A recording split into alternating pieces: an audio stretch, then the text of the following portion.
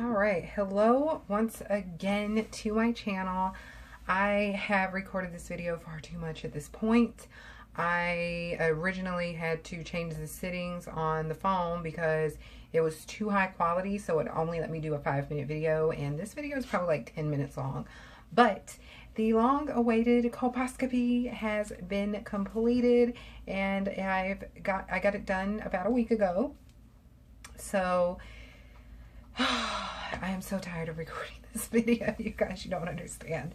But I am also trying to be less cringeworthy and talk to you all the way I would talk to my friends or just any regular person in person.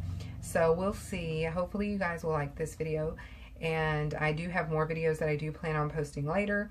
But anyway, back to the colposcopy. I got my colposcopy done on the 8th of this month. And it only took maybe 5 to 10 minutes, not too much longer than my regular pap smear. But I went in, and of course I was super nervous. So my nurse that I normally go to, or normally have, I should say, she was very calming and very relaxing and really helped reassure me that everything would be okay. So needless to say, when I got there, my blood pressure was a little high, so she checked it one more time after we had talked a little bit, and it was a lot better. It was a little bit lower and back to about the normal range that my blood pressure usually is. And after that, she had me do a urine sample to make sure I wasn't pregnant, so they wouldn't have to do any kind of special treatment for the colposcopy. So after that, she just once again reassured me everything would be okay, and she also told me what to expect during the procedure and the following week after. So she took me back to the colposcopy room, which my doctor's office has a colposcopy room that is exclusively and solely for the purpose of colposcopies. And she let me kind of relax a little bit while she went to get the doctor, and she showed me where the giant pillow pads were, so when I left, if I needed more, I could take more. And shortly thereafter, my doctor came in, and she had a student with her, and she double checked to make sure I was fine with a student coming in, which I always am because they have to learn somehow. So afterwards, they talked to me a little bit. The doctor just once again went over what would happen during the procedure, what to expect afterwards, and gave me the few restrictions that I had, and left to let me get undressed. So after they came back in, she went ahead and got me situated on the bed, got me in the stirrups, and she put the speculum in, which is a little different than your regular pap smear speculum. The regular pap smear speculum is going to be just kind of more straight. This one opens more at the very end and opens your vagina like this, more or less, so they can get a better view of your cervix and the surrounding tissue. So after that, she went ahead and put the vinegar solution after cleaning my cervix off, and it didn't burn, it didn't sting, it was just kind of cold, and it wasn't really uncomfortable or anything like that.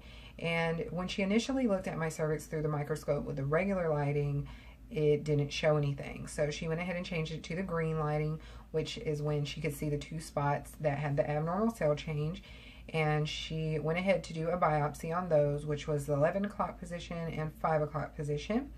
When she did the first one, I was completely fine. I didn't even feel it, and I was thinking, oh my gosh, I was stressing over this.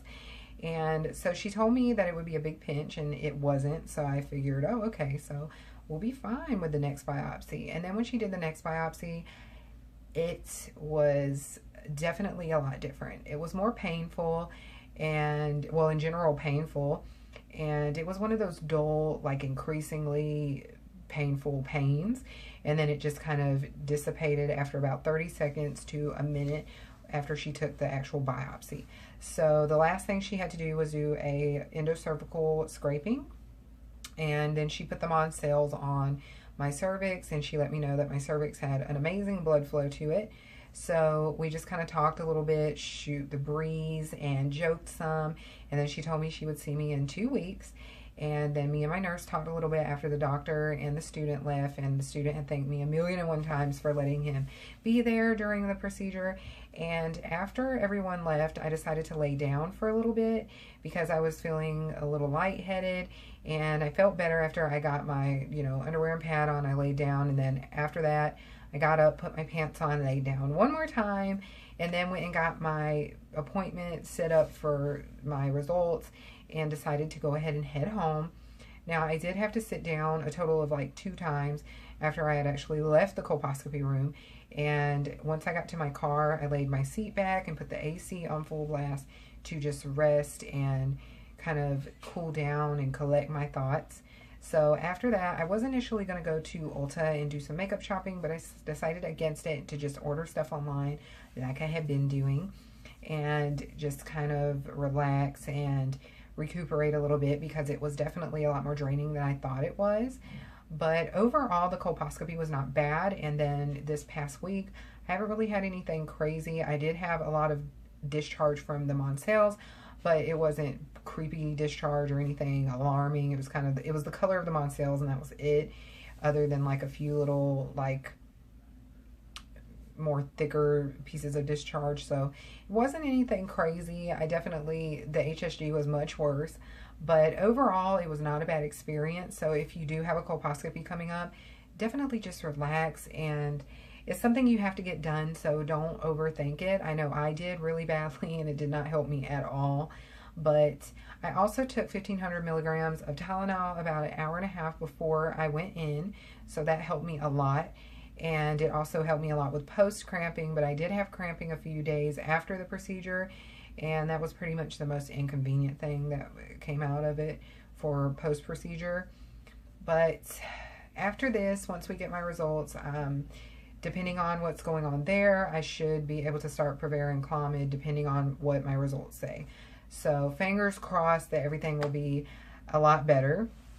But I definitely want to thank you guys for watching my previous videos, and if any of you have any questions, please comment, message me, whatever you have to do to get whatever kind of knowledge you need, and I'll try to answer the best to my abilities based off of what I experienced. Some doctors' offices are different, and everyone's experiences are going to be different, but overall it was not a bad experience. It wasn't anything to get hyped up over, so I did, but I can't help it. I YouTube and Google my life away.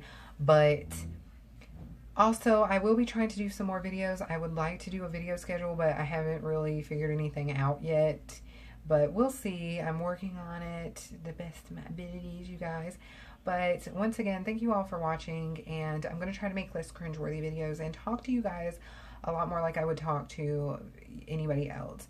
It's just really weird talking to a camera with no one here. But I hope you guys have a happy and enjoyable evening, morning, afternoon, night, whichever it is that you are watching this video. And until next time, I will see you guys later.